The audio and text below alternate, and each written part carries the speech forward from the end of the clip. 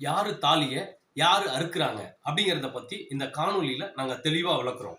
பாருங்க, அத்தியாவசிய உணவுப் பொருளான அரிசி, பருப்பு, எண்ணெயில பல மடங்கு வரிய உயர்த்தி 8 கோடி தமிழர்களின் தாலியவும் 145 கோடி இந்தியர்களின் தாலியவும் அறுத்தது யாரு? எந்த கட்சி? பாசிச பாஜக தானே. பொதுமக்களே சிந்தியுங்க. பாத்தீங்கன்னா அதுக்கப்புறம் இந்த வேளாண் சட்ட மசோதாவை ரத்து பண்ணோம். 1.5 வருஷம் போராடி அதை ரத்து பண்ணதுனால ஒரு 2 மாத காலங்களுக்குள்ளேயே 143 அத்தியாவசிய பொருட்களின் மீது 28% ஜிஎஸ்டி வரி விதிச்ச கட்சி எந்த கட்சி? அதாவது 145 கோடி இந்தியர்களின் தாலியை அறுத்தது எந்த கட்சி? பொதுமக்களை சிந்தியுங்க, சிந்திச்சு பாருங்க. இந்த பாசிச பாஜக தான் இவ்வளவும் செய்துகிட்டு வருது. இத நம்ம விட்டு வைக்க கூடாது. இது வெட்டி எரியப்பட வேண்டிய ஒண்ணு. பொதுமக்களே சிந்தியுங்க, சிந்திச்சு செயல்பட வேண்டும். நம்ம வீட்டுல வயல்ல களை வந்துச்சுன்னா அந்த களையை புடுங்கி எடுக்கிறோம். அந்த மாதிரி நம்ம சமுதாயத்துல ஒரு கலை வரும்போது அந்த கலையை நம்ம புடுங்கி எடுப்பது ஒவ்வொரு இந்தியனின் கடமை, ஒவ்வொரு தமிழனின் தலையாய கடமை. மறந்துடாதீங்க, மறந்தும் இருந்துடாதீங்க. அது மட்டும் இல்லாம என்ன சொல்றோம், ஒரு காமன் மேன், ஒரு கார்பரேட் நிறுவனம் தான் 36% வரி பே பண்ணுவாங்க. ஆனா இன்னைக்கு ஒரு காமன் மேன் 100 ரூபாய்க்கு சக்கரை வாங்கினா கூட 28 ரூபாய் வரி கட்டணும். 28% வரி கட்டணுங்கிறது ரொம்ப கொடுமையான விஷயம். இது என்னன்னா, இந்த வரி திட்டங்கள் சட்டங்கள் எல்லாமே எதுக்காகனா பொதுமக்கள் மத்தியில் இருக்கக்கூடிய காசுகளை ஸ்டாப் போட்டு உறிஞ்ச வேண்டும் அப்படிங்கிறதுக்காக உருவாக்கப்பட்ட சட்டமும் திட்டமும் இது. பொதுமக்களே சிந்திக்கணும், சிந்திச்சு செயல்படணும். பாருங்க, ஏசி ரூம்ல உட்காந்து நம்ம சாப்பிட கூட 18% ஜிஎஸ்டி வரி போடுறாங்க. அது மட்டும் இல்லாம ஒரு 5 ஸ்டார் ஹோட்டல்ல 28% ஜிஎஸ்டி வரி வசூல் பண்றாங்க. இது மட்டும் இல்லாம பாத்தீங்கன்னா சேஃப்டி டேங்க் கிளீன் பண்றதுக்கு கூட பாத்தீங்கன்னா ஒரு கழிவு நீரை கிளீன் பண்றதுக்கு கூட 18% வரி போட்டது எந்த கட்சி? எந்த மக்களுடைய தாலியை அறுத்தது எந்த கட்சி? இத பொதுமக்கள் தெளிவா புரிஞ்சுக்கணும். அதுக்கப்புறம் பாத்தீங்கன்னா டெத் டாக்ஸ் 5% வரி. இதை யாரு போட்டா? இதை யாரு கொண்டு வந்தா? இதெல்லாம் பொதுமக்கள் தெளிவா புரிஞ்சுக்கணும். நம்ம பிறக்கும் போது இல்ல, நம்ம இறந்து சுடுகாட்டுக்கு போகும்போது கூட இந்த நாட்டுக்கு 5% வரி கொடுன்னு சொல்லி உலகத்திலேயே முதலா இந்திய நாட்டுல வரி விதிச்சது எந்த கட்சி? பாசிச பாஜக தானே. இதை பொதுமக்கள் தெளிவா புரிஞ்சுக்கணும்.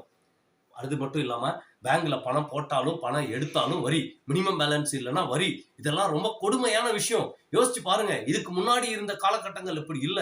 இப்ப இருந்த இந்த கடந்த ஒரு 10 ஆண்டுகள்ல நீங்க பாத்தீங்கன்னா பேங்க்ல மட்டும் 36,000 கோடி வசூல் பண்ணியிருக்காங்க. இந்த மாதிரி வரிகள்லாம் போட்டு இந்த வரிகள்லாம் எங்க போச்சு? இதற்கான டிரான்ஸ்பரன்சி எல்லாம் எங்க?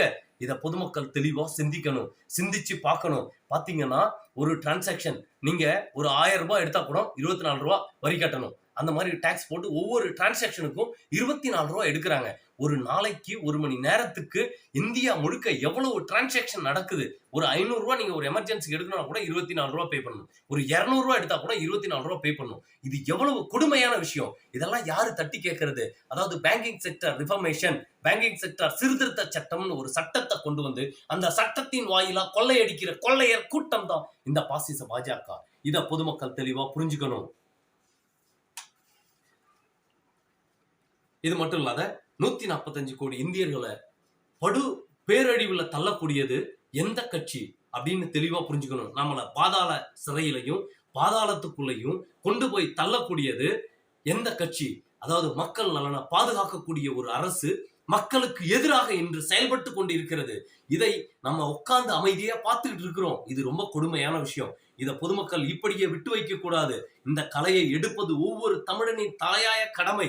அதைத்தான் ஒவ்வொரு தடவையும் சொல்றோம். பாசிச பாஜகவை வேறு இருப்பது ஒவ்வொரு தமிழனின் தலையாய கடமை. மறந்துடாதீங்க, மறந்தும் இருந்துடாதீங்க. இது மட்டும் இல்லாம பாத்தீங்கன்னா மோட்டார் வாகன சட்டத்தை மாற்றி அமைச்சு பல ஆயிரம் கோடிகளை கொள்ளையடிப்பது எந்த கட்சி? பாருங்க, அதாவது வாகன போக்குவரத்து எல்லாருக்கிட்டையும் இருக்கு. மோட்டார் சைக்கிள்ல போனா ஃபைனு, கார்ல போனா ஃபைனு, அது இல்லைன்னா ஃபைனு, இது இல்லைன்னா ஃபைனு, பம்பர் இருந்தா ஃபைனு, பம்பர் இல்லைன்னா ஃபைனு. இந்த மாதிரி பல்வேறு சட்டங்களையும் திட்டங்களையும் மாத்தி பொதுவாக மக்கள் என்ன அதுல அதிகமா பயணிக்கிறாங்க அதுல போய் கைய வை. அப்பதான் பல கோடிகளை சில மணி நேரங்கள்ல கொள்ளையடிக்க முடியும் என்பதென்று திட்டம் போட்டு செயல்படக்கூடிய ஒரு கொள்ளையர் கூட்டம். அதான் பிளான்டு கான்ஸ்பிரசின்னு சொல்லுவாங்க. அதாவது திட்டமிடப்பட்ட சதி. இந்த திட்டத்தை உருவாக்குவது பாஜக தானே. மறந்துடாதீங்க. அது மட்டும் இல்லாம பெட்ரோல் டீசல் வரியா 26 லட்சம் கோடிக்கு மேல கொள்ளையடிச்சிருக்காங்க. இந்த வரி பணம் எங்க போச்சு? எந்த நாட்டோட முன்னேற்ற திட்டத்துக்கு வந்துச்சு? எந்த மாநில